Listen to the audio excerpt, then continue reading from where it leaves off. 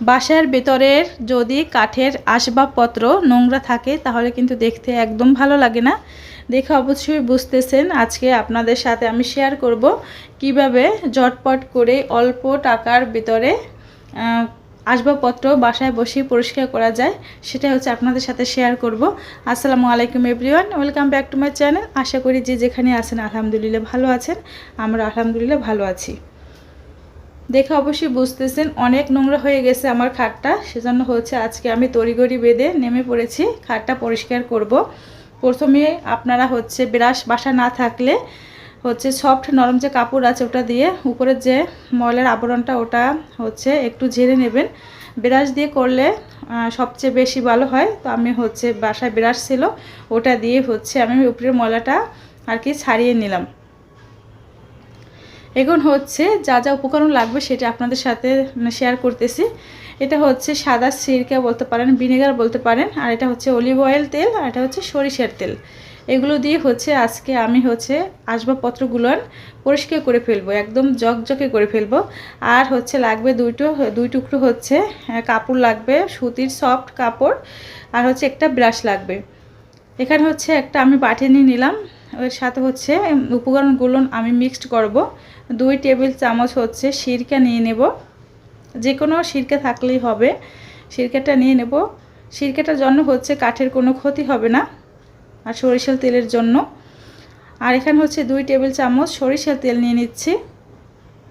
আপনারা সরিষার তেলের বদলে হচ্ছে নারকেল তেলটাও নিতে পারেন, সরিষার তেলে হচ্ছে ভালো হয়। সরিষার তেলটা কিন্তু খাট চকচকা আসবাবপত্র চকচক করতে সাহায্য করে। আর এখানে হচ্ছে 1 চামচের মতন অলিভ অয়েল নিলাম। তো আমার বাসা হচ্ছে 1 চামচের মতনই ছিল, শেষ হয়ে গেছে। আপনারা হচ্ছে পরিমাণ মতন মিশিয়ে নেবেন। আমি আমার যতটুকু লাগবে ততটুকু হচ্ছে মিশিয়ে নিলাম। আপনাদের যতটুকু লাগবে ততটুকু আপনারা মিশিয়ে নেবেন। এই দেখতেই পাচ্ছেন আমি নেড়ে নেড়ে একটা লিকুইড সব মিক্সড করে একটা লিকুইড বানিয়ে নিলাম। আর এটা হচ্ছে থালা বাসন ধোয়ার যে ছোবা থাকে সেইটা, যদি আপনাদের বাসায় না থাকে তাহলে হচ্ছে কাপড় ভিজিয়ে নেবেন।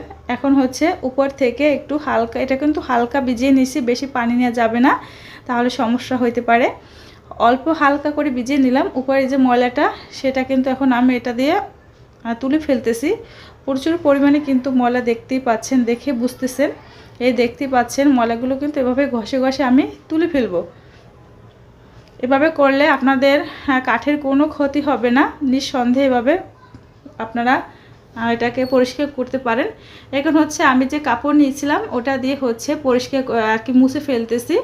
আর এমনিতে হচ্ছে বাতাসে শুকিয়ে গেছে, ভিজার উপরে হচ্ছে কখনই দেবেন না, শুকিয়ে তারপর মুছে তারপর হচ্ছে এটা আপনারা ব্যবহার করবেন। এটাকে এখন আবার একটু ভালোভাবে মিশিয়ে হচ্ছে আমি এখন এই যে দেখতেই পাচ্ছেন ব্রাশের সাহায্যে আমি এটাকে দিয়ে দিলাম। আপনাদের বাসায় সবার বাসায় হচ্ছে ব্রাশ আছে, ব্রাশ দিলে সবচেয়ে ভালো হয়। কাপড় দিয়ে দিতে পারেন, তারপর তুলো টিস্যু যেটা যার বাসা আছে সেটা দিয়ে দিতে পারেন।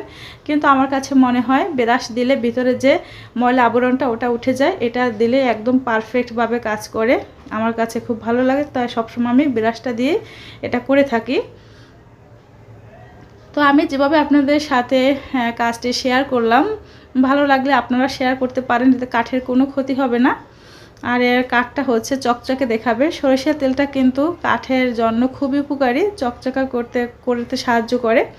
এই দেখতেই পাচ্ছেন আমার কিন্তু এই যে দেওয়া উপকরণ দিয়ে পরিষ্কার করা হয়ে গেছে। এখন হচ্ছে আমি আরেকটি কাপড় নিয়ে হচ্ছে উপর থেকে এটাকে মুছে দেব।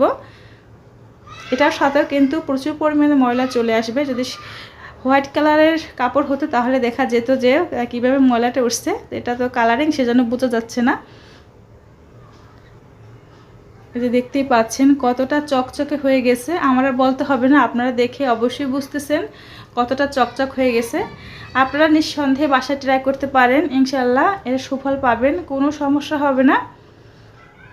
আর সবসময় হচ্ছে খাটটা আমরা অনেক সময় করি কি ন্যাকড়া দিয়ে আর কি এটাকে পরিষ্কার করি, এটাতে কিন্তু বার্নিশটা নষ্ট হয়ে যায়। সবসময় হচ্ছে ব্রাশ দিয়ে ওই যে আমি ব্রাশটা দেখাইছি প্রথমে যেটা দিয়ে আমি ময়লা পরিষ্কার করছিলাম ওগুলো দিয়ে পরিষ্কার করবেন, না হলে হচ্ছে কি বলে বাজারে অনেক ধরনের হচ্ছে ব্রাশ পাওয়া যায়, সেগুলো দিয়ে পরিষ্কার করবেন।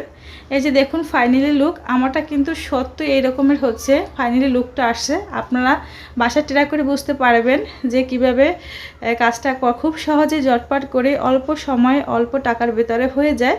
আমার তো কোনো টাকাই খরচ হয়নি, যেটা দিয়ে আমি দেখাইছি ওটা বাসায় ছিল। তো আজকে ভিডিওটি পর্যন্ত কেমন লাগছে সবাই কমেন্ট করে জানাবেন, ভালো লাগলে লাইক কমেন্ট শেয়ার করবেন।